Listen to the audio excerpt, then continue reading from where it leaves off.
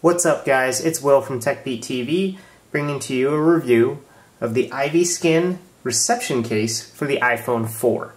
So I've used this for a few days now, and honestly speaking, it's a pretty good case with a few caveats. So I'll mention those in a minute, but let's just go over some of the materials that comes with it. So is this a reception case? This is the box it came in. Bumper-to-bumper protection, anti-scratch xylo surface, I think that's how you pronounce it, 0.6mm solid polycarbonate shell, front and back anti-scratch shield guards. So if you take this out, this is the inner pack, kind of put this stuff back in place. So it does come with a microfiber cloth, it does come with a little squeegee, although not that great of a squeegee, and the front and back screen shields, which I normally don't use. Haven't tried them out. They feel kind of like the Switch Easy screen shields. They're okay. But let's get to the real business at hand, which is the case itself. So this is the reception case by Ivyskin. So it is a clear case, right? So as you can see here, it is a clear case. There is cutouts for the camera, the flash. The top is very similar to the Incipio Feather. It's completely cut out on the top, completely cut out on the bottom. Does not have a lay on the table design. Has an opening which was kind of nice. So if you see here, it's not just a complete opening for the side. It does have a little division piece that goes in between the vibrate switch and the volume rocker, volume buttons. And that's about it. It's clear. Even after using this for a few days, I did not notice any type of scratches or to that effect. So it was great. It did withstand scratching much better than like the Switch Easy Nude was. That scratches ridiculously fast. This actually held up pretty well to scratches. If you can see on the back, not very many scratches, just fingerprint marks, which that's one of the caveats, is it does take fingerprints, not as badly as some other cases, but it still does. The way you put on the case is you just set it inside first, so the buttons line up right there, right? And then it just comes on. So here's where my issue comes in. So once the phone is in, looks fantastic, right? It's great, it fits in. It does have sometimes a watermarking effect. So if you press and hold a little bit, you'll get, oh, we should be able to see a little bit of it there.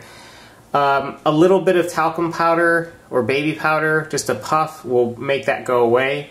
But, you know, I was kind of hoping that this would be avoidable for this case. Really had high expectations, but kind of let me down at that point. But the powder fix will fix your watermarking issues.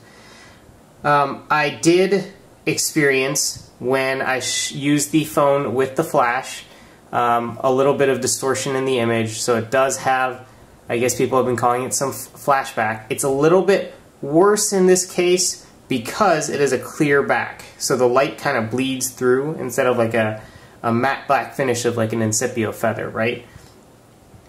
But the worst, absolute worst thing about this case, which I was horribly not happy with, is holding it like this. I don't know if you'll be able to hear it, but it creaks because it doesn't fit the phone properly. Now, the Incipio Feather did not do this no matter how hard I held it down, but this case does. So let's see if you'll be able to hear it. I shouldn't be able to do that with this case. When I heard that the first time I used this phone, I freaked because I thought it was rubbing against my phone, which it is, and that's only because the phone, if you can see down here, I guess it doesn't fit completely snug. It's either a little bit off of the actual mold or the dimensions of the phone, and that's why it does this creaking effect, right? If I hold it really light, it doesn't do that, but sometimes, you know, you're pulling it out of your pants pocket, you're gripping it a little bit, and when you're talking, you do grip it a little bit tighter, and it does that noise, and it's just so annoying to have such a great looking case. And honestly, it is a great looking case. I like the clear plastic, I like the scratch proofing, I love the fact that it doesn't watermark as horribly as I thought, right? But I was really let down by the fact that it does that creaking. And honestly, I really can't recommend this case because of that. Now, I'm going to mention some reasons behind this. This could be because of quality control issues. You may purchase this case and you may not experience it, but I am not happy with the fact that I got a case that didn't fit the phone perfectly, right? Completely snug.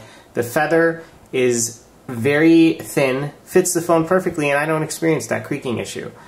And this might be a production model, this might be maybe one of the first ones off the line maybe, and maybe that could be an issue, but I really wish that Ivyskin could have gotten the dimensions right the first time and every time, right? But, you know, all in all, that is my review and impressions of the Ivyskin Reception Case. It's a great looking case once they get the dimensions down or they get the quality control issues done, because that looks fantastic. It's a little bit slippery, but I can deal with that. It looks fantastic and makes the phone look great. But aesthetics is one thing, right? Functionality and fit is another. And this case kind of fails in the fit mark. It creaks. So there you have it, guys. That's my review of the Ivyskin Reception Case for the iPhone 4. If you guys got any questions or concerns, please, you know, comment, ask questions. Again, as always, please subscribe and thumbs up the video. It really helps if you thumbs up, and I get the higher the rating for the video. If you have any questions, again, let me know or PM me, and catch you guys real soon with another review. Peace.